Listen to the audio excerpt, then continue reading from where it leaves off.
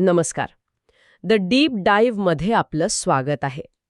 आज आपण एका तांत्रिक विषयाच्या अगदी मुळाशी जाणार आहोत, पण नेहमीप्रमाणे सोप्या आणि मजेशीर पद्धतीने. विषय आहे मायक्रोसॉफ्ट अज्योर आणि त्याचे जे मूळ घटक आहेत त्याबद्दल आपण बोलणार आहोत. त्यासाठी आपल्याकडे मायक्रोसॉफ्ट लर्नचे एक मॉड्यूल आहे आणि त्यातूनच आपण हे डिजिटल विश्व कसं उभं राहतं ते समजून घेणार आहोत. म्हणजे समजा आपल्याला एक डिजिटल शहर वसवण्याचा कॉन्ट्रॅक्ट मिळालाय. हां, छान उदाहरण आहे. तर मग त्या शहराची पायाभरणी कुठे करायची, इमारती कशा बांधायच्या आणि सर्वात महत्त्वाचं, या सगळ्या खर्चाचा हिशोब कसा ठेवायचा, हेच प्रश्न आपण आज सोडवणार आहोत. अगदी बरोबर. आणि हे फक्त इंजिनिअरसाठी नाहीये, हे आधीच स्पष्ट करतो. आजकाल प्रत्येक व्यवसायाचा पाया डिजिटल होतोय. त्यामुळे एखादा मोठा प्रकल्प कसा आयोजित करतात हे समजून घेणं महत्त्वाचं आहे. याला आपण क्लाउडच्या जगातलं टाउन प्लॅनिंग म्हणू शकतो. चला तर मग या टाउन प्लॅनिंगच्या पहिल्या नियमापासून सुरुवात करूया. हे अज्यूर हे आहे तरी काय नक्की? म्हणजे स्रोतांमध्ये याला सतत विस्तारत असलेल्या क्लाउड सेवांचा संच असं काहीतरी म्हटलंय, पण हे खूपच पुस्तकी वाटतंय. हो, ते जरा जास्तच औपचारिक आहे. सोप्या भाषेत सांगायचं तर अज्योर म्हणजे एक जागतिक पातळीवर पसरलेली महाकाय टूल बँक आहे. Tool bank? हो, ज्यात साध्या हातोडी स्क्रूड्रायव्हरपासून, म्हणजे ज्याला आपण व्हर्च्युअल मशीन म्हणू, ते अगदी लेझर गायडेड रोबोटिक आर्म्सपर्यंत, म्हणजे आर्टिफिशियल इंटेलिजन्स सेवा, सगळं काही भाड्याने मिळतं. अच्छा, म्हणजे स्वतःची फॅक्टरी उभारण्याऐवजी हवं तेवढं भाड्याने घ्यायचं. अगदी. आणि याची खरी ताकद याच विशेष सेवांमध्ये आहे, ज्या स्वतः तयार करायला प्रचंड खर्च येतो. छान. मग या टूल बँकेचं सदस्यत्व कसं मिळवायचं? त्यासाठी काहीतरी अकाउंट वगैरे लागत असेल, बरोबर ना? बरोबर. सुरुवात होते अज्योर अकाउंटने. हे म्हणजे बँकेत खातं उघडण्यासारखं आहे. ओके. एकदा तुमचं खातं उघडलं की तुम्हाला त्या बँकेच्या सेवा वापरायला एक ओळखपत्र मिळतं. अज्योरच्या जगात त्याला सबस्क्रिप्शन म्हणतात. सबस्क्रिप्शन म्हणजे लायब्ररी कार्डासारखं काहीतरी? अगदी. एकाच लायब्ररीचे, म्हणजे एकाच अज्योर अकाउंटचे अनेक सदस्य असू शकतात, म्हणजे वेगवेगळी सबस्क्रिप्शन्स. पण थांबा, एकाच अकाउंट खाली वेगवेगळी सबस्क्रिप्शन्स का लागतात? एकाच कार्डावर सगळं काम नाही का होऊ शकत? हां, खूप महत्त्वाचा मुद्दा आहे. याची दोन मुख्य कारणं आहेत. पहिलं म्हणजे बिलिंग आणि दुसरं म्हणजे सुरक्षितता. ओके, आधी बिलिंगबद्दल सांगा. समजा तुमच्या कंपनीत एक टीम नवीन गोष्टींवर प्रयोग करतेय, म्हणजे R&D, आणि दुसरी टीम प्रत्यक्ष ग्राहकांसाठी काम करतेय. तुम्ही R&D टीमला एक वेगळं सबस्क्रिप्शन देऊ शकता, ज्यावर खर्चाची मर्यादा कमी असेल. म्हणजे त्यांनी प्रयोग करताना चुकून लाखो रुपयांचं बिल तयार नाही केला पाहिजे. आणि प्रोडक्शन टीमला वेगळा सबस्क्रिप्शन? हो, ज्यावर जास्त अधिकार आणि सुरक्षा असेल.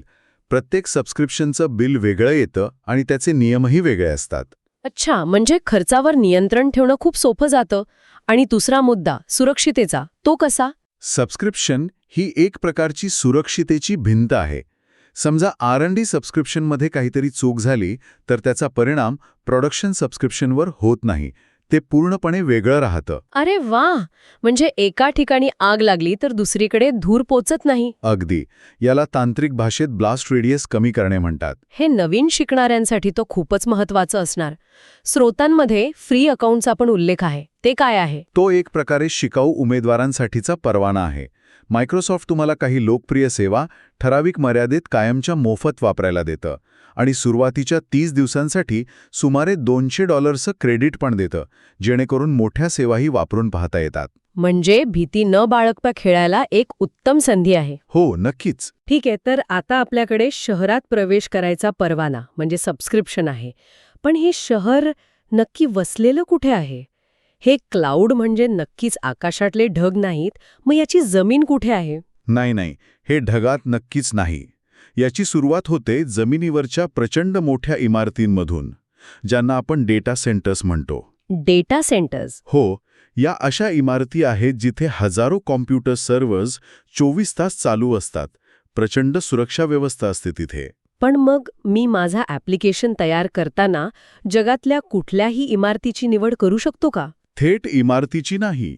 मायक्रोसॉफ्टने या डेटा सेंटर्सना भौगोलिक प्रदेशांनुसार गटांमध्ये विभागलं आहे, ज्यांना रिजन म्हणतात. रिजन म्हणजे प्रदेश? हो, जसे की पश्चिम अमेरिका, पश्चिम युरोप किंवा आपल्या जवळचा मध्य भारत. एक रिजन म्हणजे एकाच परिसरात असलेल्या अनेक डेटा सेंटर्स. ओके, म्हणजे मी रिजन निवडतो. समजा मी मध्य भारत निवडला, पण त्या रिजनमधल्या एका डेटा सेंटरची वीज गेली तर? नाही, तुमचं ॲप्लिकेशन बंद नाही पडणार. आणि इथेच अझ्युरच्या आर्किटेक्चरचा एक महत्त्वाचा भाग येतो, ज्याला अवेलेबिलिटी झोन्स म्हणतात. Availability zones?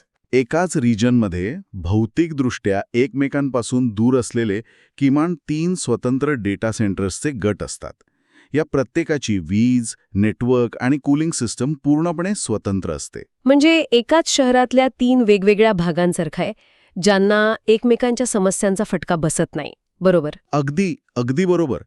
त्यामुळे एका झोनमध्ये काही अडचण आली तरी बाकीचे झोन्स चालू राहतात. आणि याचा व्यावहारिक फायदा काय? व्यावहारिक फायदा म्हणजे हाय अवेलेबिलिटी. तुमची सेवा सतत उपलब्ध राहते. यामागचं तत्त्व सोपं आहे. सगळा भार एकाच ठिकाणी टाकायचा नाही. म्हणजे समजा तुमचं एक ई-कॉमर्स ॲप आहे.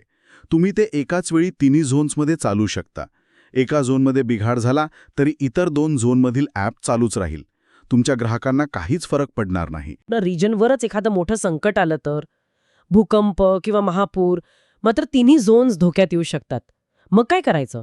अशा मोठ्या आपत्कालीन परिस्थितीसाठी अझ्युरकडे एक महाप्लॅन आहे.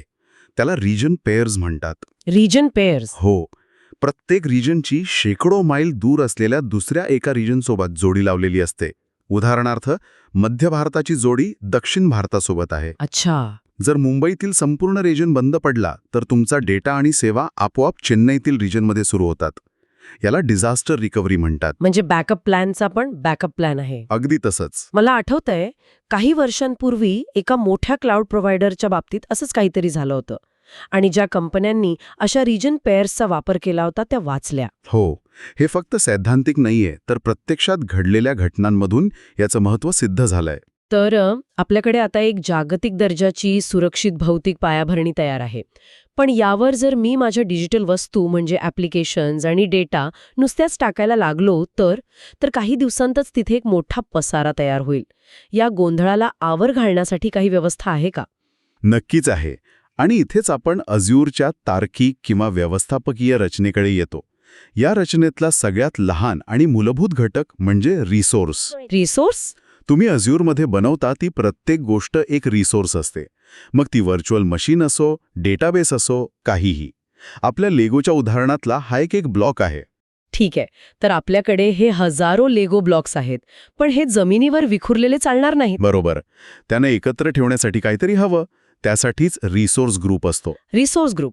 रिसोर्स ग्रुप म्हणजे एक प्रकारचा कंटेनर किंवा बॉक्स. अझ्युरचा नियम आहे की प्रत्येक रिसोर्सला कोणत्या तरी एका रिसोर्स ग्रुपमध्ये राहावंच लागतं. एकाच प्रोजेक्टशी संबंधित सगळे रिसोर्सेस तुम्ही एकाच रिसोर्स ग्रुपमध्ये ठेवता. म्हणजे माझ्या लेगो कारचे चाक, इंजिन आणि सीट हे सगळे कार प्रोजेक्ट नावाच्या बॉक्समध्ये जातील. हे सोपं आहे. अगदी. पण याचा व्यवस्थापनासाठी काय फायदा? याचे 2 मोठे फायदे आहेत. एक म्हणजे तुम्ही त्या पूर्ण बॉक्सला म्हणजे रिसोर्स ग्रुपला परवानगी देऊ शकता. प्रत्येक ब्लॉकला वेगळी परवानगी देण्याची गरज नाही. आणि दुसरा महत्त्वाचा फायदा म्हणजे त्याचं लाईफ सायकल मॅनेजमेंट. समजा तुमचा तो प्रोजेक्ट संपला, तर तुम्हाला प्रत्येक रिसोर्स एक करून डिलीट करण्याची गरज नाही. मग तुम्ही फक्त तो एक रिसोर्स ग्रुप डिलीट करा आणि त्यातील सर्व रिसोर्सेस आपोआप डिलीट होतात. वा, म्हणजे अनावश्यक खर्च आणि पसारा दोन्ही टाळता येतो. उत्तम. तर आपल्याकडे आता रिसोर्सेस आहेत जे रिसोर्स ग्रुप्समध्ये आहेत. आता या रचनेची पुढची पायरी काय? हे सगळे बॉक्स आपण कुठे ठेवणार? हे सगळे बॉक्स आपण ठेवतो एका मोठ्या कपाटात, आणि ते कपाट म्हणजेच आपलं सबस्क्रिप्शन. अच्छा, तेच सबस्क्रिप्शन ज्याबद्दल आपण सुरुवातीला बोललो होतो. हो. एक सबस्क्रिप्शन म्हणजे रिसोर्स ग्रुपचं संकलन. ते बिलिंग आणि ॲक्सेस मॅनेजमेंटसाठी एक मोठी सीमा ठरवतं. म्हणजे मी ऑफिसचे प्रोजेक्ट्स नावाचं एक कपाट बनवू शकेन आणि घरचे प्रयोग नावाचं दुसरं कपाट. बरोबर. आणि दोन्ही कपाटांचं बिल वेगळे येईल आणि नियमही वेगळे असतील. हे आता अधिक स्पष्ट झालं. पण जर माझी खेळण्यांच्या दुकानांची एक मोठी साखळी असेल तर, म्हणजे शेकडो कपाटं म्हणजे सबस्क्रिप्शन्स, मग तो पुन्हा गोंधळ होईल. प्रत्येक दुकानात जाऊन नियम लावणं कठीण होईल. तुम्ही अगदी योग्य ठिकाणी बोट ठेवला आहे. आणि याच समस्येवर उपाय म्हणून अझ्युरच्या रचनेतील सर्वोच्च शिखर येतं. ते म्हणजे मॅनेजमेंट ग्रुप्स. Management groups. याला तुम्ही तुमच्या खेळण्यांच्या दुकानांच्या साखळीचं मुख्यालय किंवा हेड ऑफिस समजू शकता. तुम्ही अनेक कपाटं म्हणजे सबस्क्रिप्शन्स एका मॅनेजमेंट ग्रुप खाली एकत्र आणू शकता. अरे वा, म्हणजे मी थेट मुख्यालयाच्या स्तरावर एक नियम बनवू शकतो जो माझ्या सगळ्या दुकानांना लागू होईल. अगदी तसंच. हे फक्त सोयीसाठी नाही तर कॉर्पोरेट गव्हर्नन्स आणि कंप्लायन्ससाठी अत्यंत महत्त्वाचं आहे. समजा तुमची एक फायनान्स कंपनी आहे आणि ऑडिटरला पुरावा हवा आहे की तुमचे सर्व सर्व्हर्स फक्त भारतातच आहेत. ओके. तुमच्याकडे 100 वेगवेगळ्या सबस्क्रिप्शन्स असतील.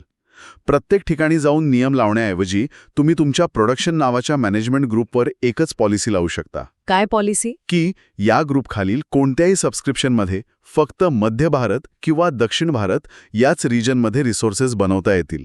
बस. जबरदस्त. म्हणजे हा नियम त्याखालील प्रत्येक सबस्क्रिप्शन, प्रत्येक रिसोर्स ग्रुप आणि प्रत्येक रिसोर्सला आपोआप लागू होईल. कोणीही तो नियम मोडू शकणार नाही. वेळ वाचतो आणि कंपनीची सुरक्षा धोरणं सगळीकडे सारखीच लागू होतात. त्यामुळे ही उतरंड अगदी स्पष्ट आहे. रिसोर्स ग्रुपमध्ये, रिसोर्स ग्रुप सबस्क्रिप्शनमध्ये आणि सबस्क्रिप्शन मॅनेजमेंट ग्रुपमध्ये. तर आजच्या चर्चेचा सारांश काढूया. आपण अझ्युरच्या भौतिक रचनेपासून सुरुवात केली, म्हणजे जमिनीवर असलेले डेटा सेंटर्स, रिजन आणि झोन्स, जे आपल्याला सुरक्षा आणि सातत्य देतात. हो. आणि तिथून आपण आपल्या डिजिटल वस्तूंची व्यवस्था कशी लावायची याच्या तार्किक रचनेपर्यंत पोचलो, म्हणजे रिसोर्स ग्रुप्स, सबस्क्रिप्शन्स आणि मॅनेजमेंट ग्रुप्स. ही रचना आपल्याला व्यवस्थापन आणि नियंत्रण देते. बरोबर. हे म्हणजे एखाद्या जागतिक लायब्ररीच्या साखळीचं आयोजन करण्यासारखं आहे. एका पुस्तकापासून ते जगभरातील सर्व शाखांपर्यंत एक समान नियम लावण्यापर्यंत सगळं काही एका संरचनेत बांधलेलं आहे. श्रोत्यांसाठी एक शेवटचा विचार. आपण पाहिलं की ॲझोर नियंत्रणासाठी आणि व्यवस्थापनासाठी ही उतरंडीची रचना कशी वापरतं. आता असा विचार करा की आपल्या व्यावसायिक किंवा अगदी वैयक्तिक आयुष्यात एखादा मोठा प्रकल्प हाताळताना अशी स्पष्ट उतरंडीची रचना कुठे वापरता येईल, जिथे आपण मूलभूत कामं ठरवून, त्यांना गटांमध्ये विभागून, प्रत्येक गटासाठी नियम ठरवून आणि सर्वांसाठी एक समान धोरण लावून गोंधळ कमी करू शकतो आणि कार्यक्षमता वाढवू शकतो. ही तांत्रिक रचना आपल्याला फक्त टेक्नॉलॉजीबद्दल नाही, तर कोणत्याही गुंतागुंतीच्या गोष्टीच्या व्यवस्थापनाबद्दल खूप काही शिकवते. नक्कीच विचार करण्यासारखा मुद्दा आहे. या विचारासोबतच आजची चर्चा इथे संपवूया. पुढच्या वेळी भेटूया एका नवीन विषयाच्या खोलात जाण्यासाठी. नमस्कार.